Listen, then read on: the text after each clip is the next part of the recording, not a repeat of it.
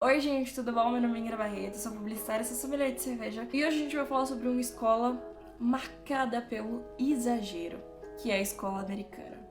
Gente, pra gente falar dessa escola, eu tô aqui vestida propriamente, tá? Já que a gente vai falar de uma escola, a gente precisa internalizar. É uma escola marcada pelo exagero, pela agressividade nos insumos. Ela também é uma escola conhecida por reinventar todos os outros estilos que já existem. Gente, a escola americana tem uma narrativa muito interessante porque eles são tão agressivos na forma de se executar a cerveja que a gente consegue perceber na própria linha do tempo. Toda essa história começa na lei seca americana, certo? Que ela começa nos anos 20 e termina em 33. E o que a gente lembra da lei seca? Que não se podia vender, não se podia exportar ou importar outros tipos de bebidas alcoólicas. E foi um momento muito conflituoso, tinha crise que estava acontecendo e foi um momento que as pessoas estavam desesperadas, arrasadas economicamente, principalmente por conta da guerra. Você não pode fazer banana nenhuma com cerveja. E é um terreno muito propício para os gangues fazerem loucuras lá. Principalmente o Al Capone, que foi expoente nesse momento, né? Que ele foi responsável por contrabandear bastante bebidas. Dentro desse cenário todo, a gente só consegue sentir esse desespero. E aí o que acontece? 33 é banido, a lei da proibição. E a gente vê algumas coisas tomando jeito. Mas o que acontece? A gente tá em período guerra de novo. E tá todo mundo quebrado, o mundo todo, não só os Estados Unidos. O outro grande segundo ato na história a gente tem em 78, cara. Olha que loucura, a gente pula de 33 pra 78, quando o Jimmy Carter, que era o presidente nos Estados Unidos, ele revoga essa lei que é datada na época da lei seca e ele fala assim, ó, americanos podem produzir cerveja em casa, porque antes não se podia fazer a sua própria cerveja. E o que acontece quando esse movimento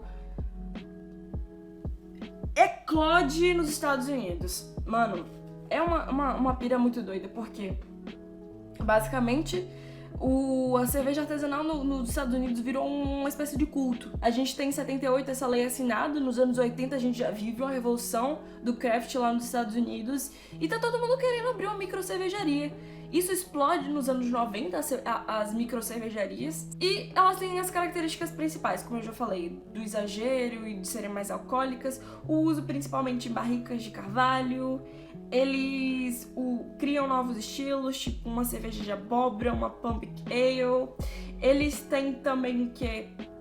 gente, eu me esqueci de falar esse detalhe, que isso também é muito importante. Os lúpulos americanos são os lúpulos mais reverenciados do mundo hoje.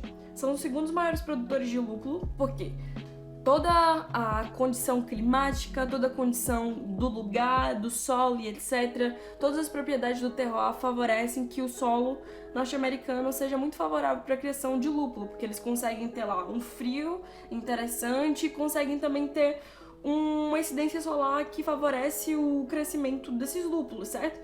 Que são caracterizados e marcados pela potência mais cítrica, com a pegada mais tropical, certo? A gente tem grapefruit, a gente tem maracujá, a gente tem manga, a gente tem todo um coquetel tropical delicioso dentro de uma cerveja americana. Vale dizer também que, por exemplo, eles ganharam muito território, muito terreno, muito mercado com as American IPAs e com as APAs, que é a American Pale Ale, que é uma, digamos assim, uma versão mais soft de uma IPA, né?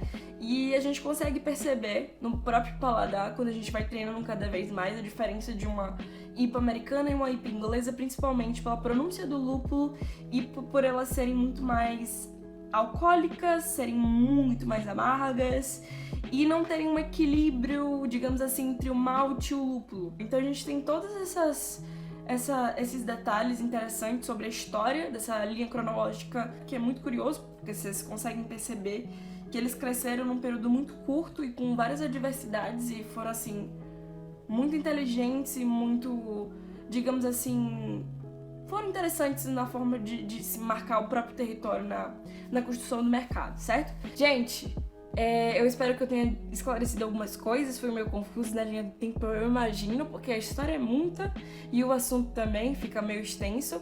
Mas se você gostou, compartilhe, comente, fale com seus amigos, esse vídeo ficou um pouquinho maior e eu agradeço que você tenha visto até aqui. Tchauzinho, a gente se vê no próximo gole e tchau!